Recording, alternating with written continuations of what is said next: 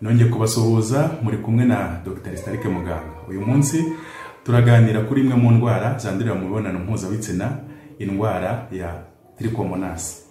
Abantu benshi bakunda kwitiranya Trichomonas n'izindi ndwara zifata mu myanya ndangagitsina, cyane cyane kubera ko hari ibimenyetso zihuriyeho.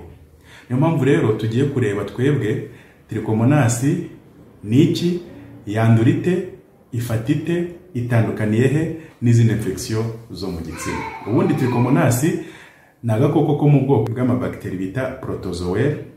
Protozoaire ni itsinda rya mikorobe ziba zigizwe n'ingirabuzima fatizo imwe gusa cyangwa se single celled organism, kakaba mu bwoko rero bumwe na amibe, giardia hamwe na plasmodium itera malaria n'ubwoko bumwe. Trichomonas rero iri mu itsinda ry'izi mikorobe zo mu bwoko bwa protozoaire ziba zifite utumeze nk'imirizo bita cilia cyangwa cells, ari natwo tuzifasha kugenda mu mubiri w'umuntu. Abantu benshi bazi ko Trichomonas ari indwara yo mu gitsina gusa, ariko siko bimeze. Burya habaho ubwoko butandukanye bwa Trichomonas, ariko ubushobora gufata umuntu n'ubwoko butatu bwa Trichomonas. Ubwo bita Trichomonas Vaginalis ari nayo benshi bazi ifata mu gitsina, Trichomonas tenax ishobora gufata mu kanwa cyane cyane ku ndwara zangiza amenyo cyangwa ishinya, hakaza na Trichomonas hominis ariyo bita Trichomonas intestinalis cyangwa se Trichomonas yo mu mara.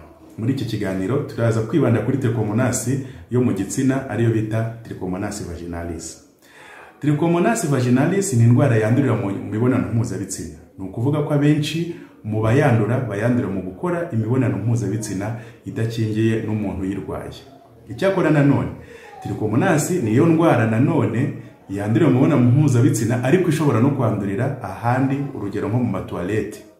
Kubera ko iyi Trichomonas ishobora kuba hanze y'umubiri ikaba yahamara byibura amasaha 24 itarapfa. Ni ukuvuga ngo umutezi ntabwo ushobora kwandurira mu matoilette, syphilis ntushobora kuyandurira mu matoilette. Kubera iki? Kuko zo zihita zipfa ako kanya iyo zisohotse mu mubiri w'umuntu.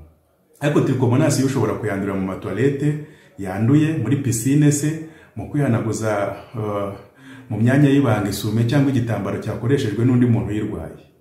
Gusa nabwo ni gake cyane bishobora kuba, kuko hafi 90% by'abayirwara baba barayanduriye mu gukora imibonano mpuzabitsina, abasigaye nibo bayandurira ahandi. Nubwo yitwa Trichomonas Vaginalis, ntabwo ari indwara y'abagore gusa, ahubwo ishobora no gufata abagabo, nubwo abagabo bo akenshi batakunze kugaragaza ibimenyetso byayo. Ushobora kurwara Trichomonas Vaginalis ntugire ibimenyetso na bike by'ama-infection ugaragaza, ariko akenshi abarenga 50% by'abagore bayirwaye baba bafite n'ibimenyetso byayo, mu gihe abagabo bayirwaye nka 20% nibo bonyine bagaragaza ibimenyetso byayo. Dore rero ibimenyetso bya Trichomonas. Trichomonas Vaginalis umugore irangwa no kokerwa mu gitsina, ukumva wakwishima, hanyuma ukazana ibintu by'uruzi mu gitsina, akenshi byenda kumera nk'urufuro, hanyuma bikagira ibara ry'umweru wenda gusa n'icyatsi cyangwa umuhondo. Hanyuma nanone ukokerwa n'inkari mu gihe urimo kwihagarika cyangwa ukajya kwihagarika buri kanya.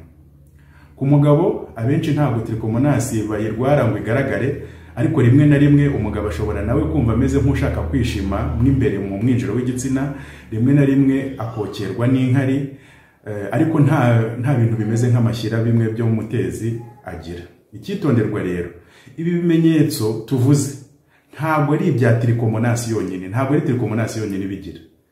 Harabo usanga umuntu avuga ngo ndishima mu gitsina, bati rekeraho, iyo ni Trichomonas.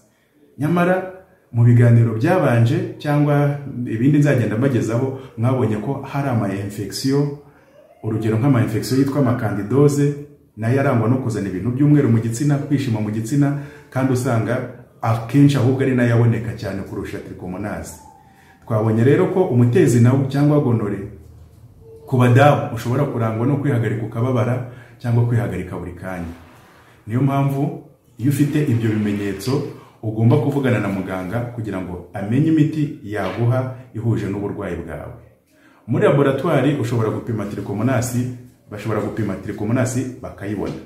Ushobora gutanga ikizamini cy'inkari cyangwa cya kindi cyo mu gitsina bakagipima muri mikorosikopi bakayibona, kubera ko twabonye yuko Tirikomonasi ari agakoko kameze nk'agafite akarizo kaba kinyagambura. Iyo umuntu arebeye muri mikorosikope ubu kaba kagenda rwose ukareba, umuntu ashobora kukabona. Kugira ngo ubone Tirikomonasi bisaba ko bapima ikizame cyawe ako kanya ukigitanga, kuko iyo kimaze akanya zitangira gucika intege ntizikomeze kwinyagambura, bityo muri mikorosikopi bikaba bishobora kugorana kuzibona. Ushobora no gukora ibyo bita colorasiogramme, ariko nibyo biba bigoye kuyibona kurusha kuri examen direct. Nta kizamini cy'amaraso gishobora gupima Tirikomonasi. Icyakora mu laboratoire akomeye bashobora gupima DNA y'iyo mikorobe bakoresheje uburyo bita PCR, bagapima inkari cyangwa se cya kizame cyo mu gitsina bakarebamo DNA ya Tirikomonasi. Ubu nibwo buryo budashobora kwibeshya, ariko burahenze cyane ku buryo akenshi bukoreshwa mu bijyanye n'ubushakashatsi gusa. Tirikomonasi rero ivurwa ite? Tirikomonasi ubwayo ntigoye kuvurwa kuko ivurwa n'imiti isanzwe yo mu bwoko bw'amanitroimidazole nka flagile, tinidazole n'izindi. Ikigoye ni ukumenya ko ari urwaye koko, kuko hari igihe iyo wamaze kumenya ko uyirwaye, muganga amenya imiti ashobora kuguha. Muri iriya miti hari imiti y'ibinini, hari yo gucisha hasi, hari imiti y'ubwoko butandukanye yo muri buriya bwoko nyine bashobora kuguha. Icyakora akenshi Tirikomonasi ikunda kugendana n'andi ma infection, ku buryo akenshi usanga umuntu uyirwaye aba afite n'andi ma infection yo mu gitsina.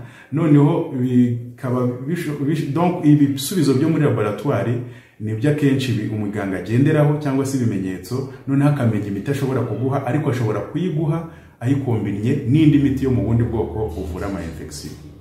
Icyanyuma rero, Tirikomonasi ishobora gukira burundu. Yego rwose, Tirikomonasi irakira burundu kandi vuba rwose, ariko nanone nta rukingo igira. Ni ukuvuga ngo muganga ashobora kuyikuvura uyu munsi, ariko ukashobora kuba wakongera kuyandura bitewe n'aho wayikuye. Ikindi rero, ushobora kuba ifite ya ma infection yatinda gukira, nk'ibyo bita vaginitis cyangwa se amakandidose cyangwa se ubundi bwoko butavurwa n'imiti ya Tirikomonasi, bakaguha imiti ya Tirikomonasi bazi ko ari urwaye, ukabona ntukize. Icyo gihe uba ugomba gutanga ibizami. Nizere ko rero ubashije gusobanukirwa ibijyanye na Tirikomonasi. Ubutaha tuzareba wenda n'ubundi bwoko bw'ama infection hamwe n'izindi ndwara zandurira mu mibonano mpuzabitsina. Murakoze, yari Dr. Muganga, naho ubutaha.